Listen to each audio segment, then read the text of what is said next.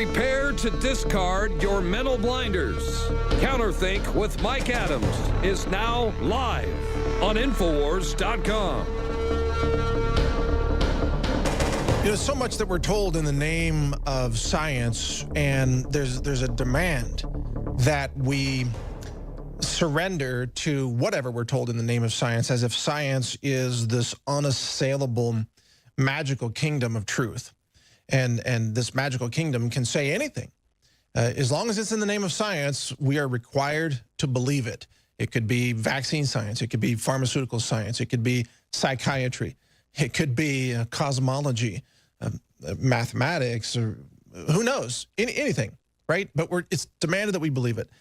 And yet, in so many cases, I mean, think about it. Where in humanity have you ever found a group or a tribe of people who couldn't be corrupted, who wasn't biased, who wasn't capable, or who weren't capable of failure?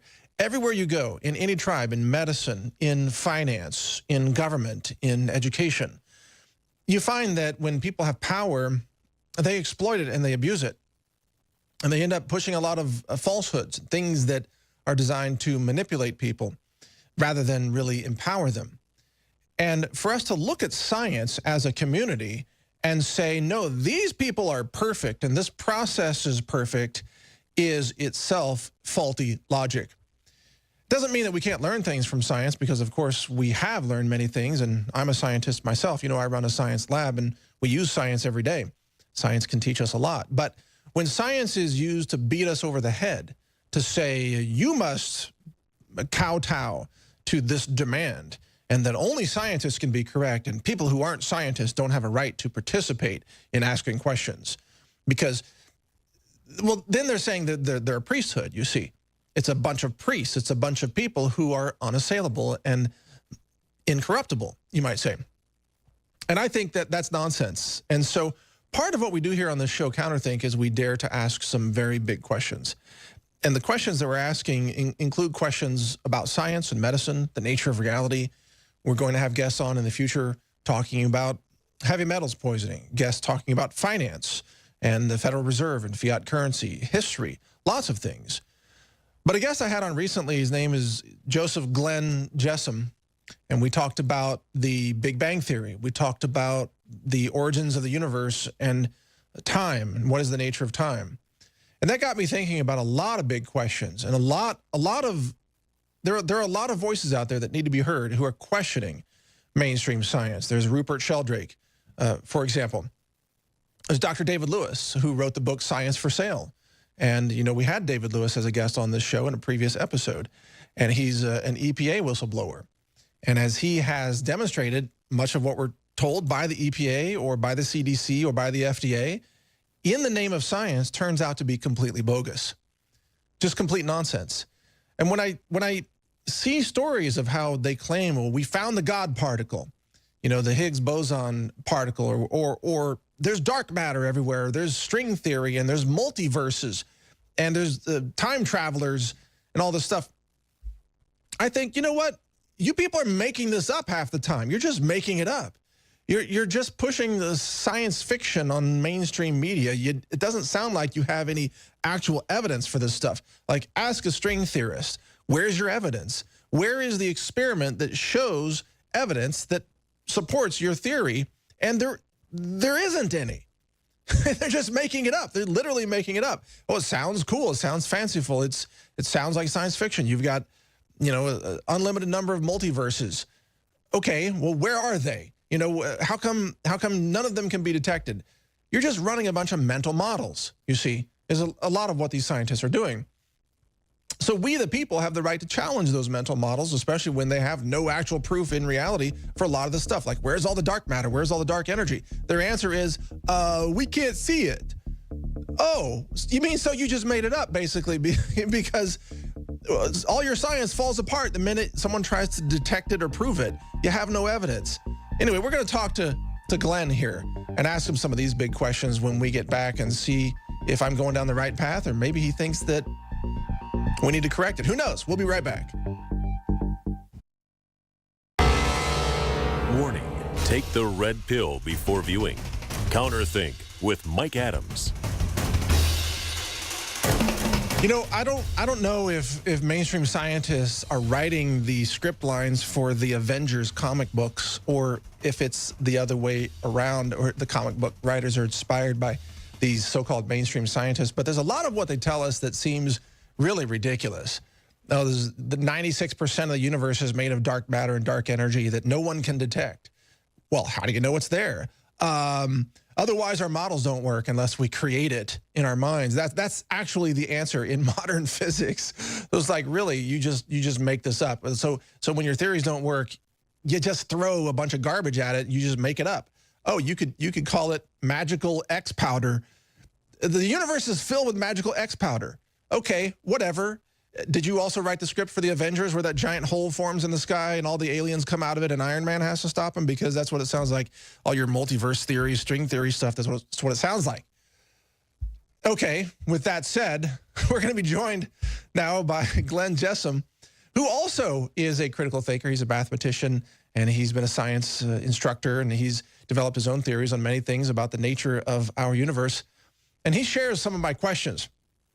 Now, yeah, some of this I do in jest here just to try to poke fun at the scientists who are on TV talking about string theory and multiverse theory and, you know, time travel and all these things. It makes for great science fiction movies and lines and fascinating TV for those people who don't really know much science, I would say.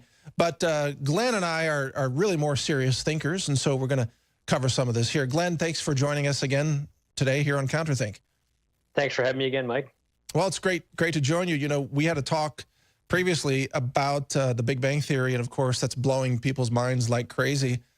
Why are you doing this? Why are you daring to ask questions about the nature of our universe? I think you're causing frustration in the minds of people who thought they had it all figured out.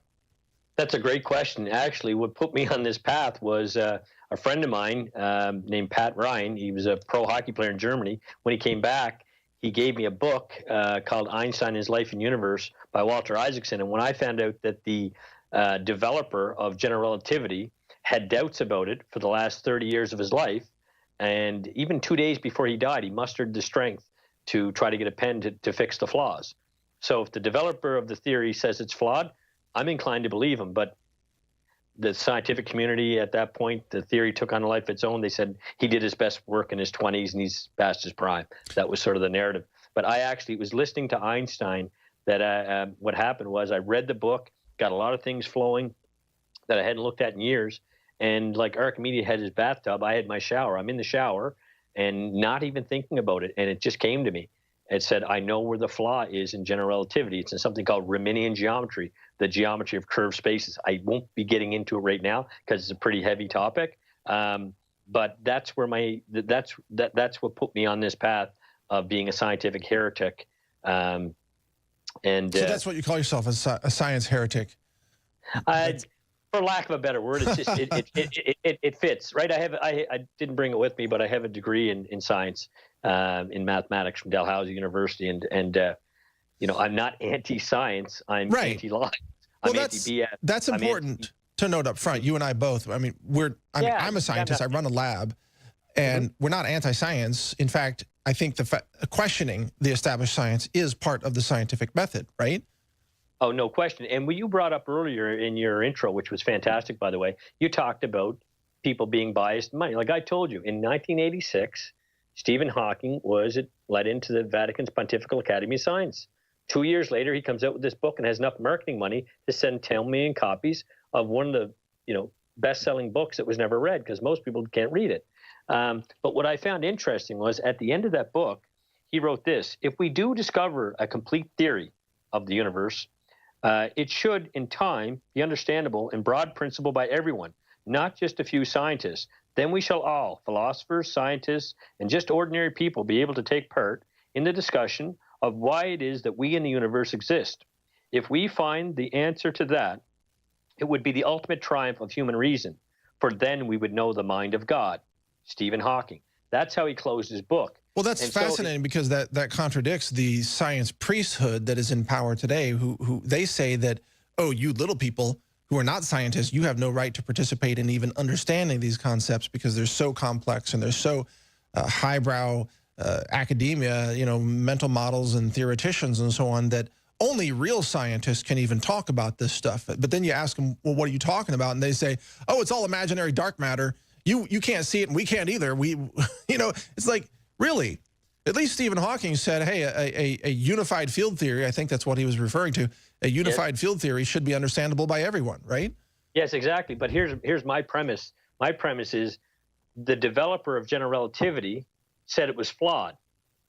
Quantum mechanics is incomplete. So you're trying to mesh a flawed theory with an incomplete theory. Right. Who does that make logical sense to? To me, you come up with a new overarching model and look at the good aspects of the previous models. But back to the commerce of it, because of the last line in the book, his colleague comes out with this. He's like, Stephen sold 10 million copies. I'm going to get me some of that.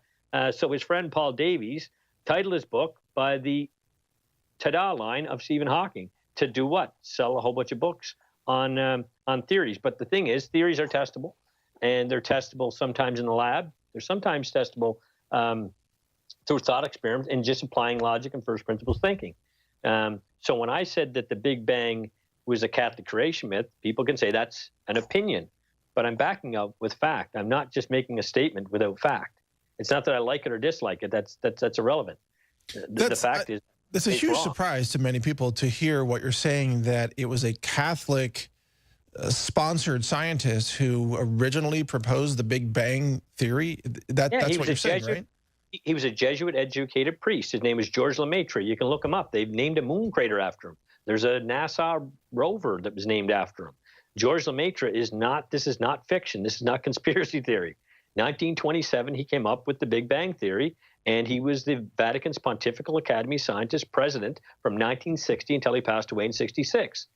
So he was revered. That if there were people within inside the Catholic Church that opposed the model or didn't understand it or didn't like it, that's possible. But at the top levels, the popes, they invite the scientists who are members of the Pontifical Academy of Scientists. So it's literally blessed. All right, so maybe that's consistent with the idea of a divine creator. If you say that a creator seeded the universe, couldn't you say a creator caused the Big Bang, because there has to be a prime causation behind events? Otherwise, we don't believe in cause and effect, and it means the whole universe couldn't exist. Doesn't there have to be a cause behind the Big Bang if there is a Big Bang? Yeah. I was talking to a person, I forget what religion he was. I was in a big city, and I was talking to a religious person one day of an Eastern religion, and they said in their book, God said, do not curse time, for I am time. And I thought it was funny, because most people are saying, we don't have enough hours in the day. I don't have enough time. We're all in the rat race. And I just thought it was quite interesting that, I forget the religion, but it was said by their God that don't curse time, for I am time, which I thought was quite interesting. Well, it sounds like an Eastern religion, and I believe some Eastern religions believe that time is a giant loop, that time is a circle. In other words, it just repeats. It doesn't have a beginning or an ending. It just cycles through. Yeah, I have some academic papers. I had one that I submitted to the Annals of Mathematics at Princeton, and I have a couple queued up to go now. And it's interesting that you have peer review is sort of like being with the cool kids and the popular kids. So if they don't like it, it doesn't matter if it's good, right, and true, or changes things. It's a matter of, is it going to be liked to get published? So it's like politics and religion. Popular ideas rise to the top, and it's not always about merit. That's why I'm a big advocate of meritocracy. You're nailing it there. The scientific community, so to speak, actually is run like a high school clique, where you have to be part of the popular in crowd. You have to have the popular theories, the popular papers, the popular PhDs. This gets me to string theory, which I want to talk about after we come back from this upcoming break. But like you said, you got to be in the popular crowd to get published, or to be given awards or recognition, or even grant money for scientific research. And so really, science, as it's practiced today, is not about a search for truth. It's about a search for consensus popularity across the scientific community. And that's not science. That's just self-promotion, right? So we'll be back and we'll talk more about this. Stay tuned, CounterThink. Now, they think you're a goldfish. I'm I've been betting on you my whole life. I believe in you. I don't think you're stupid. One man ever raped a woman, all genitals were cut off. And we're kicking these traitors' asses politically, and we're not backing down ever. I want to get these people. We're winning. I can feel the spirit rising. Can't you? We have broken their back. Yes, I can feel it. Let's go. Come on, come on, come on, come on, come on, come on, come on, come on, come on. Vengeance is coming. Fire is coming. The real revolution against you is coming, and you will burn in hell.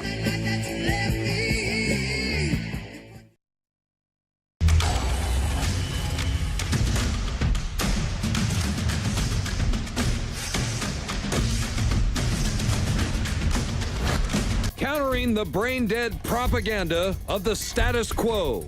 This is CounterThink with Mike Adams, right here on InfoWars. And so we're into some pretty heavy thinking right now about science and what is promoted as science or what is even accepted as science. And as we left off there in the previous segment in our discussion with Glenn Jessome, we were talking about how science, you know, the scientific community, so to speak, is really kind of a self-promoting cult. And if you disagree with the established theories, then, you know, you're tossed out. Your paper doesn't get published. You don't get the professorship. You know, you don't get the PhD. But if you go along with whatever's popular at the moment, then, oh, your career advances very quickly and you get, you know, asked on TV, you get book deals, all kinds of things. And I'm thinking about, you know, for example, Brian Greene. And Glenn, this is a question directed to you. Brian Greene, you know, he's got all these books about string theory, and he's been kind of a popular scientist, physicist of our time. And he always talks about string theory being, you know, creating everything. And, you know, I'm not attacking his personality or ethics or anything, but I don't think there's any evidence for string theory. And yet you've got all these PhDs about string theory and all these papers about string theory. But the very premise of it seems to be untestable. And how can you have a theory if you can't test it? I mean, how can you believe in it? There's no way to test it. There's no evidence. There's no way to disprove it or prove it. It's just a mental model, isn't it? Yeah, you stemmed like too many thoughts at once there for me. So I'll try to put them in order. One of the developers of an iteration of string theory is Michio Kaku, and he's on one day on CNN explaining to them, you know, something to do with Fukushima that's real science and the fallout from that. And he's seen as an authority. Then I watch another video with Michio Kaku, and he's talking about and this, like we have width, height, and depth. And he's talking about fourth, fifth, sixth spatial dimensions. These are theoretical, but he starts giving them physical attributes. He says you can be going both up and down in an elevator in this sixth dimension or seventh. And in the eighth dimension, you can be, you know, be two places at once. And he gives all these physical attributes to spatial dimensions higher than 3. And I say, if he didn't have a DR in front of his name and a PhD behind it, and he had to go for a psychiatric evaluation, and he was saying these things, they'd lock him up. Well, I guess you can travel both directions in 8 dimensions if you take enough psilocybin mushrooms or whatever. But I mean, he's talking about an acid trip or something, is what it seems like to me. That doesn't sound like real science. Yeah, but he has the PhD, he has the doctorate, and so he has authority. What he says has weight. What I say doesn't have weight. And again, I don't bash science, but we have to look at the totality of reality. In totality of reality, science gave us thalidomide. Science gave us Fukushima. Right. Science gave us a lot of things that were bad, and so I encourage people to be discerning. Look at the good and the bad. You know, you talk a lot about vaccines. You know, some people say there are some benefits to vaccines. I haven't really seen any proven, but I've seen vaccine injury up close and personal. At 4 months of age, I was given a vaccine and I nearly died, and it was determined that I was allergic. So I wasn't given any more. But you see, yeah, you bring up exactly the point that we're, I think, both trying to make here, which is if I challenge vaccine science with some common sense questions or critical thinking questions. Even I run, I take a vaccine to my laboratory. I run a mass spec analysis via ICP-MS of the mercury concentration in vaccines. And I say, look, there's mercury in flu shots. They say, you're not allowed to even say that. You can't participate in the conversation about vaccines because you don't agree with what we say vaccines are, which is 100% safe, 100% effective with no negative side effects. It seems like, you know, astrophysics and astronomy and just, you know, quantum physics, they have the same kind of attitude. They say you don't have the right to participate in this conversation unless you agree with us by default. Yeah, I would encourage your listeners to look at one thing. When one individual has a vaccine injury, I would look at the McDowell triplets. Put that into YouTube. McDowell triplets. These were 3 triplets. I believe they were 9 or 10 months of age. They all got a vaccine for pneumonia. It turned out it was a bad batch. It had killed a 2-year-old. And these 3 children became profoundly autistic right at that time, and it was proven. So when you have triplets, you know, they lose their argument. That's what the parents say when they gave their interview. They said they lose their argument with us. We've been to geneticists, the McDowell triplets. So that's proof positive. But again, somebody say, well, that's not science. No, that's reality. This happened to these people. They're good people. They're honest people. They're just telling their story. And you know what? It's adding insult to injury, literally, when these people are called quacks and kooks.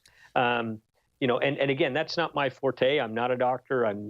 But I've studied enough vaccine science to know that there's a lot of commercial profit in it, and there's harm being caused. And I have another friend of mine, Brandy Vaughn, who says where there's risk, there must be choice.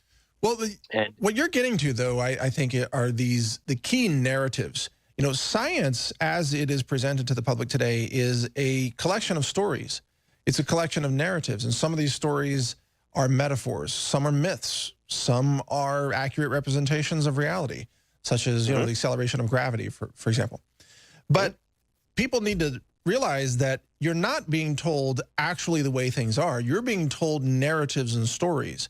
Even, you know, you look at pharmaceutical companies when they're advertising antidepressant drugs, and they have on TV, they have like little green triangles, and they say, oh, these are the missing chemicals in your brain. You're deficient. And look, they lock into these neurons, and they show them locking in like keys in a lock.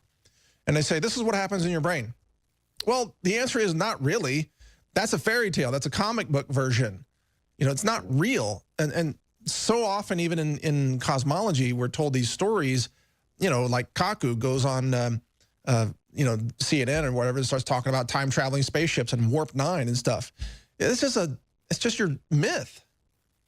Yeah, no question. And, you know, I have a question. Okay, I want to bring up another slide here that I had in my presentation, number 39. It's explaining Big Bang Theory diagram. When I first looked at this, I didn't know what to make of it. And now I actually know what they're kind of trying to say, but I've got a big, well, there's thousands of questions there, but there's a big logical one. If you look at the outer rim there, so what they're saying is if you go back to that light is inflation, where everything expanded without time.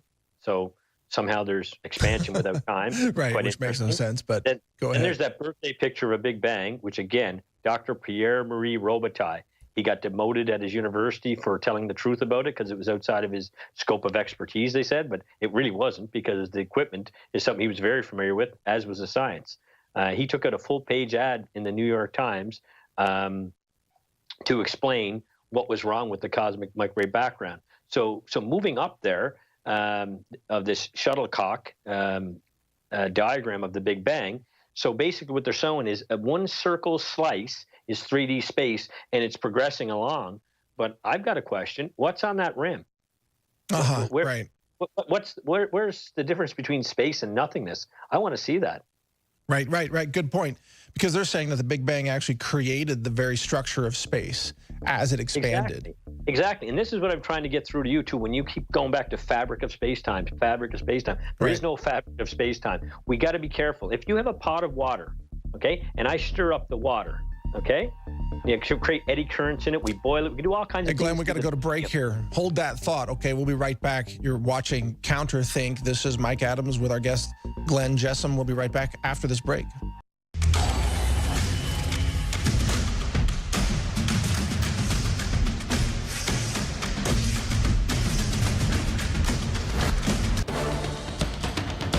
exposing the corporate media assaults on your reality. It's CounterThink with Mike Adams.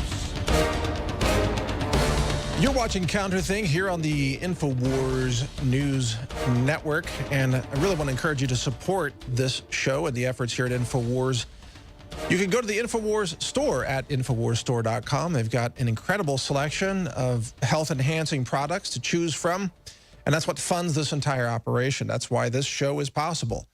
And anything that you can do to help support our ability to ask questions and speak freely and tell the truth and just basically be human beings who are self-aware, conscious human beings, you're not going to get the conversation that you're hearing here today from the so-called mainstream media.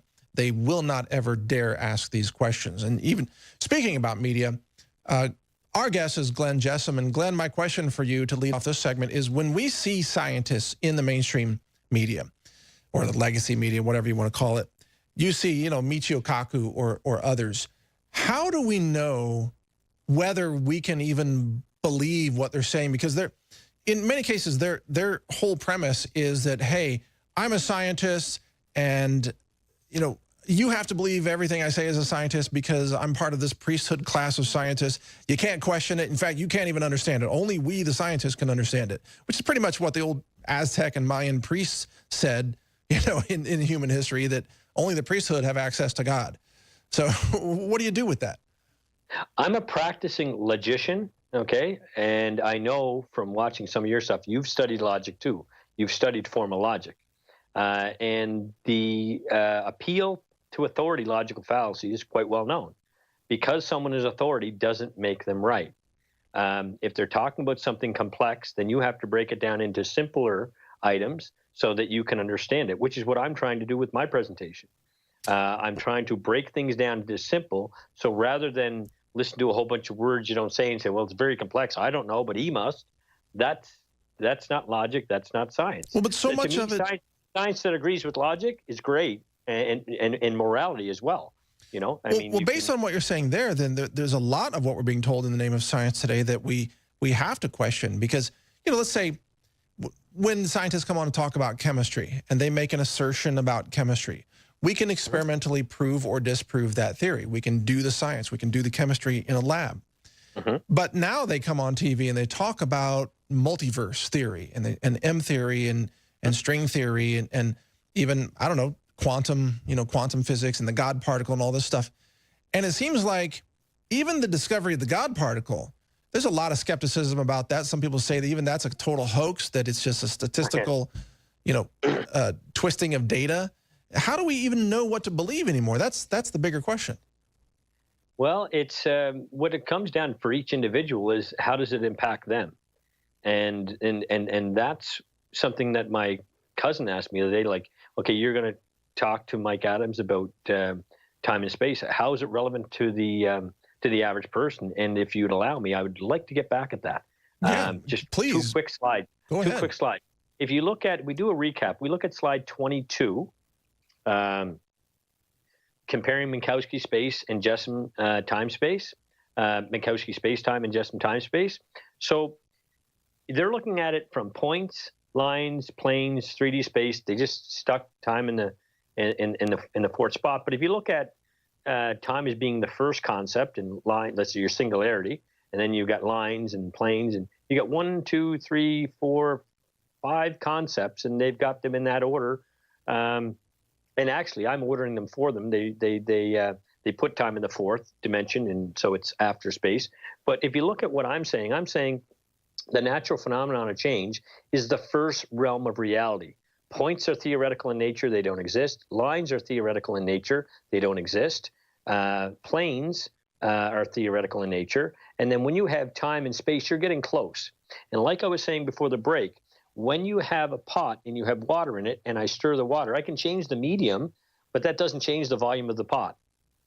And what they've done with the expansion of the universe model is they're looking at objects moving in volume of space, and they're saying that means space itself is moving away. And it's just like, if the water starts expanding while boiling it, it doesn't change the size of the pot. Well, right. They make these arguments, but they don't give any logical reasoning behind it. They say space is being created. Yeah, exactly. And not to be rude, Mike, but they even fooled you because you keep using the vernacular of fabric of space time and treating time as a construct and all this stuff. And we've all been like, I had to think about it, and I didn't come out of the womb having a good knowledge of time. I just asked, well, what makes time the fourth dimension? And when I couldn't find any logic to support it, I said, okay, where could we put it that would be more beneficial? So if we say time is the first cause of reality, space is secondary, and the contents of space, which are fields and subatomic particles and atoms, that's our third cause to reality, and that we're going from simple to complex.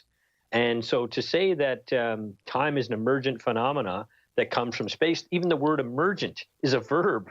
Verbs are temporal. Right. Okay? Well, so I make the case that just logic, not me, don't believe me, logic indicates that the space-time is the reverse notion of what we're actually experiencing. But the challenge we have here, though, is, of course, we have a very limited vocabulary, and the human vocabulary, from linguistics, was not actually created to describe mathematical phenomena, right? And even our math system, if you think about it, we're all operating, for example, in a base 10 math system. Well, why base 10? It's an arbitrary choice, frankly. Yeah. Maybe base 10 is not the right. Hold on a second. Maybe base 10 is not the right mathematical system from which to describe these properties of reality, quantum physics, for example. Maybe it should be base 2 or base 16 or something like that. I mean, how do we even know we're using the right tools? Yeah, not to be splitting hairs, but you said something, mathematical phenomena. I talk about physical phenomena. Mathematics is a language, it's a description. And like my philosopher friend says, the thing is not the thing. If you write down your signature, they say that's a representation of you. If you take a photograph, that's a much more complex, sophisticated, gives more information, a photograph. Then there could be a video of you, a hologram of you, a clone of you. But the only thing in the universe that is Mike Adams is, as one of the comedians says, that meat puppet that's sitting in that studio. The real physical person, right? The real physical person. But what I'm saying is that their model is atheistic and deterministic, the model of the Big Bang. And what I'm saying, when you start contemplating time before space and time without space, you start talking about a conscious universe, and that's a whole different thing. So if we could look at slide before, because I know you're going to have some great questions just before we get to them. If we could look at slide 44, I would really appreciate it. The conscious universe, don't tell me you're not going to get into like a cosmic Gaia, are you? No, I'm not. I don't follow anybody. Okay, now again, this slide didn't come up perfect. Hopefully it does. That's because time and space have been warped in your slide. You're actually demonstrating exactly what you're talking about. That's brilliant, man. That is brilliant. Yes.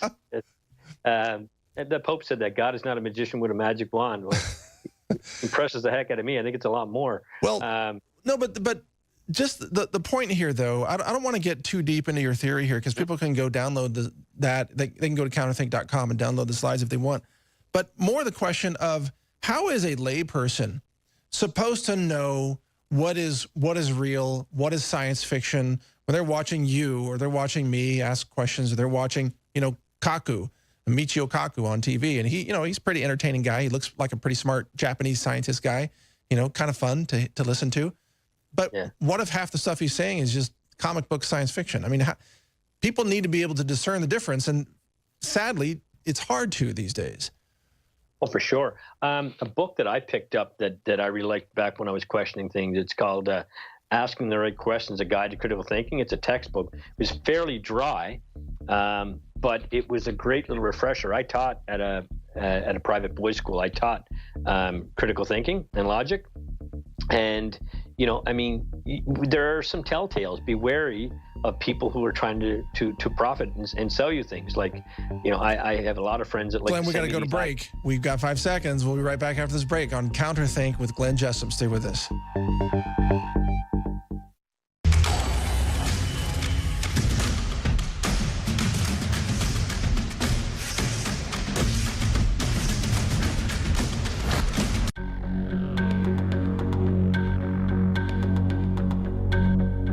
what you're told without knowing why is what they want. CounterThink with Mike Adams. I know a lot of what you're hearing here in today's show on CounterThink may seem like kind of nebulous. Like, why does this matter?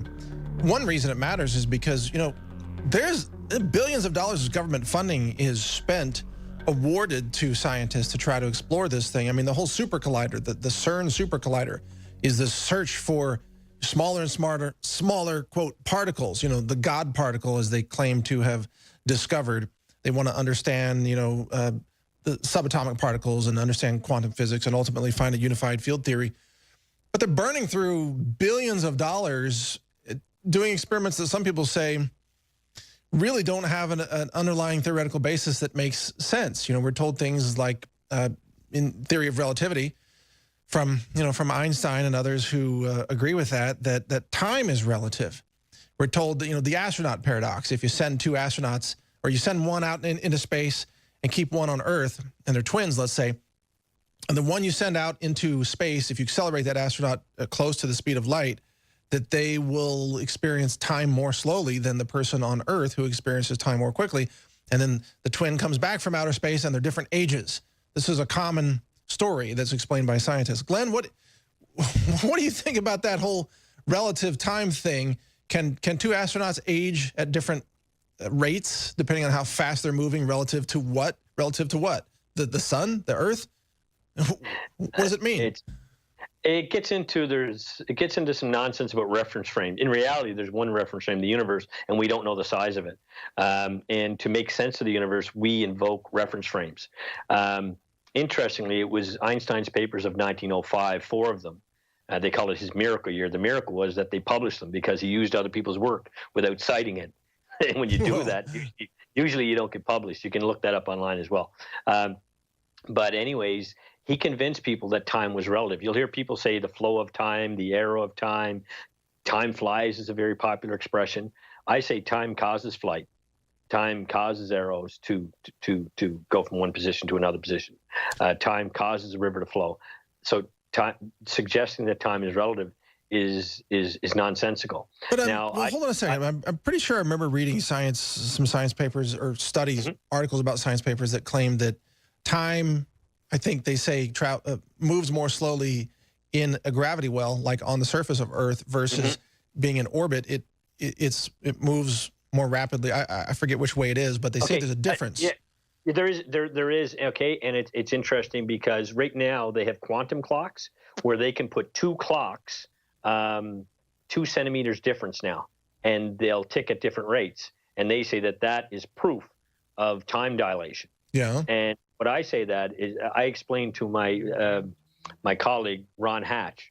Ron Hatch is somebody that you should know his name. People should know his name, and nobody does. Like, very few people do.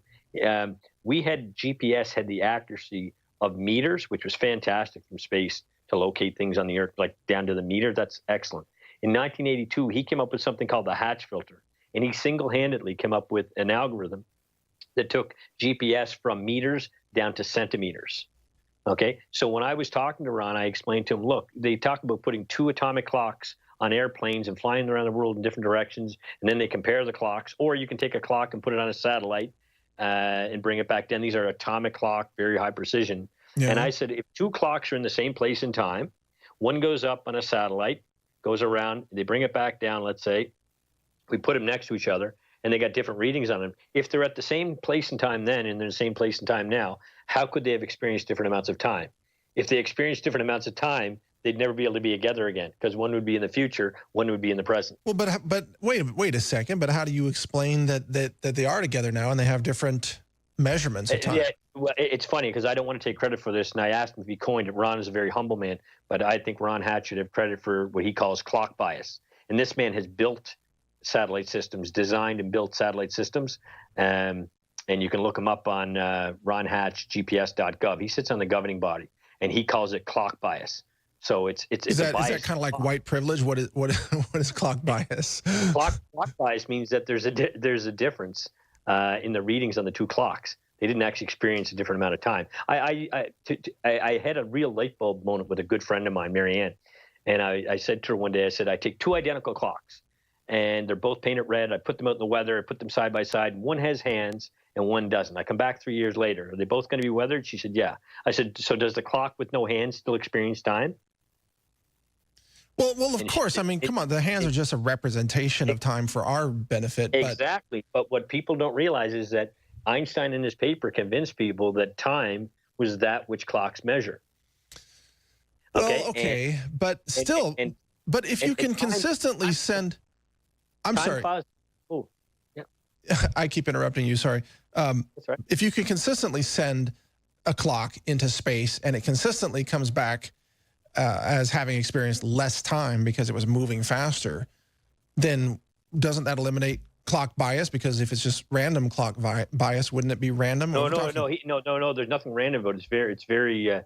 There's very advanced, complex mathematics. If I sent you one around paper, you'd see what I'm talking about. Okay. It's very complex mathematics. But it accounts for the clock bias. But the clock bias is not a different amount of time. The whole thing stems from, and I encourage you can see this on YouTube. They're simplifying Einstein's work now. It's called the mirror clock or Einstein's clock. Yeah. And people should look into that and see if they can debunk the thought experiment, because a thought experiment is something that we don't have the technology to do, but someday we may in the future. But sometimes we can glean things about nature and relationships by doing thought experiments. But it was Einstein's light clock experiment that convinced people that time dilates or that time is relative.